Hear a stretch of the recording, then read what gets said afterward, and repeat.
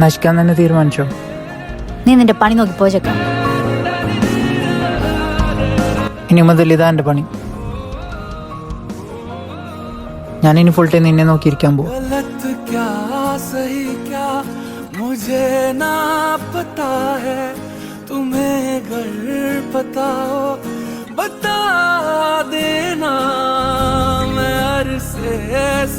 Sir റോബിയുടെ അടുത്ത് സംസാരിക്കണം. അവൾക്ക് എന്തൊക്കെ പ്രശ്നങ്ങളുണ്ട്. ഞാൻ സംസാരിച്ചല്ലോണം നീ സംസാരിച്ചല്ലോണം അവള് കേൾക്കുക. സാറിന്റെ ഡ്രോയിങ്സ് ഒക്കെ അടിപൊളിയാണ് കേട്ടോ. നന്നായിട്ട് വരക്കൂലേ?